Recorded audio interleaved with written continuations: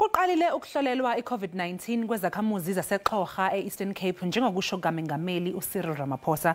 Lokhu kwenzeka nje esibhedlela sendawo iMadwaleni kunesiguli esisodwa esatholaka ukuba sesisuleleke ngalolubhubhane. Njengamanje bangamashumi amathathu nanye asebehaqwe yileligciwane kulelisifundazwe. uMengameli Ramaphosa wayalela umnyango wezempilo ukuba ungene embidlangweni wokuhlolela izakhamuzi zakulelizwe iCOVID-19. Namhlanje ithimba lezempilo livukele eXhorha lapho owesifazane wavakashe eItaly atholakala ukuthi usesulelekile.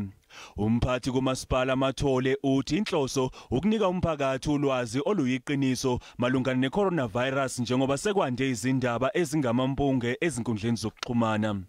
Uthi bahlanganisa amakhanda beyizinhlaka ezahlukene ukulwa naleli gciwane. Let us work together in ensuring that we spread the correct message to our communities about the COVID. We know the social media is also spreading rumors and is spreading unnecessary panic to our communities. We are saying today we stop COVID in Xhorha. We are stopping also the rumors about COVID. Udokotela ohola ithimba labezempilo abazohlola izakhamuzi uthi babathole bonke abaxhumana nesiguli esahlonzwa emadwaleni ukuthi sisulelekile. Uthi ngaphezulu kokuhlola izakhamuzi bazothatha leli thuba ukuzihlomisa ngolwazi kwazise kukhona abasenexhala nabakuphikayo ukuthi lolu bhubhane ludla lubi.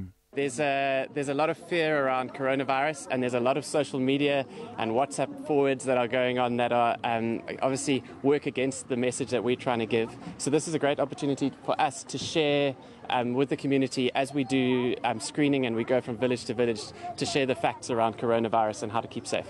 Kuzoqhubezweni lonke ukuhlolwa ngobuningi kwezakhamuzi njengoba silokhu sikhule njalo isibalo sabahaqwe ubhubhane coronavirus. Lokhu kuyingxenye yemizamo kahulumeni ukunqanda ukubhebhetheka kweCOVID-19.